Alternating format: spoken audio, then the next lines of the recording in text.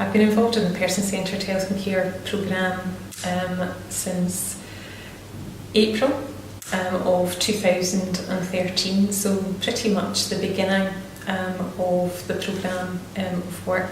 I was seconded to lead on person-centred care for the Scottish Ambulance Service for a 6-month secondment, and trying to move forward how the Scottish Ambulance Service,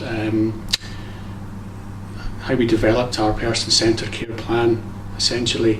When the collaborative started, we were a subgroup and we were person-centred care, and we decided to focus on palliative care. And there was a group of us who got together. At that time, it was asking what was important to the person, to the patient. In palliative care, that's something that I feel very strongly. We have to make good memories for people. We have to make sure that they are doing what they want as well, and asking them is the amazing thing. They will tell you the truth. They will tell you what they want. About 18 months ago, we invited, or we asked the person-centred collaborative to come in and help us out.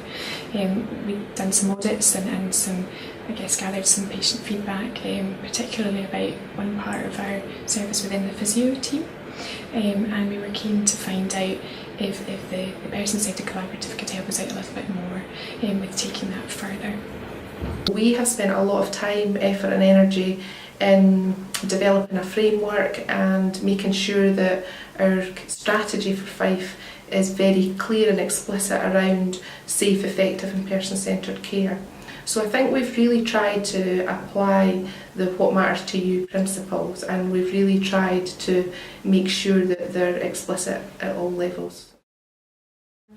We made the decision to develop a model of themed conversation to gather care experience feedback from people using health and care services within Greater Glasgow and Clyde. We're able to identify the impact that has on them as a patient, and also the impact that has on their family and significant others that are involved in their lives and in their care. So the way we've taken that forward, or one of the ways we've taken that forward, is to try and get patients or former patients to come along to our Scottish Ambulance Academy and present their experience essentially to students at our academy, and it's proved hugely successful. Some of the questions that they're able to ask the patient, you can tell it's really going to influence how they practice when they go out on ambulances. And we would ask, what we still do ask, what's important to you today? And we started on writing down the answer that we were given, and that's when it really became very interesting, because there were simple things like, I love when my family come to visit me. I would like to be able to go to the cafeteria, or none of the things that they told us were impossible things to do. And they asked them how their journey through the hospital had been, what they felt was good and what they felt wasn't so good, and how we could improve, and if there was anything that had been outstanding or anything that we could make better for them in their journey. And this was to us very inspirational, because we found out that some of the things we did were not really taken in the manner which we thought we were giving them, but we also learned a lot of things that we could do that we'd not thought about. I think the best thing to say is take a chance and take a leap and try it. And if you try it and it works, then it's wonderful. What came back from that was simple things.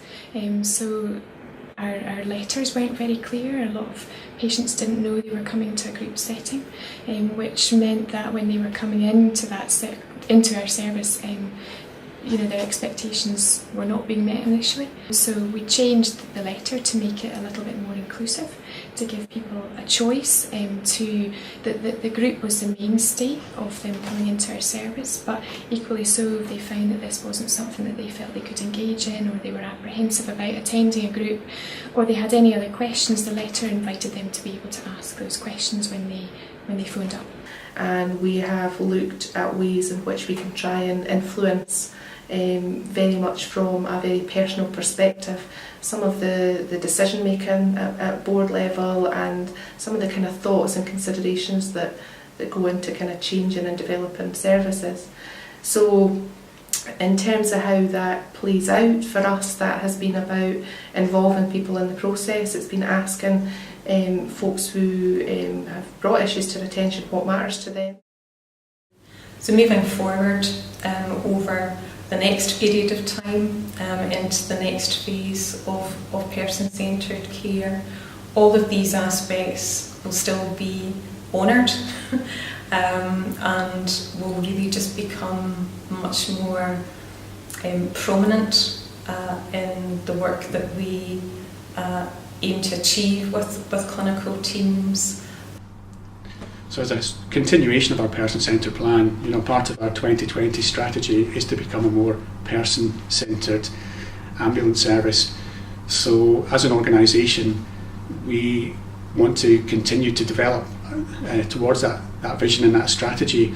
I think for person-centred care, from a nursing perspective, I think it has to be an ongoing thing that we ask questions, because there's always different patients, different needs, different circumstances, and we have to keep it relevant to the time. We still have content to work on.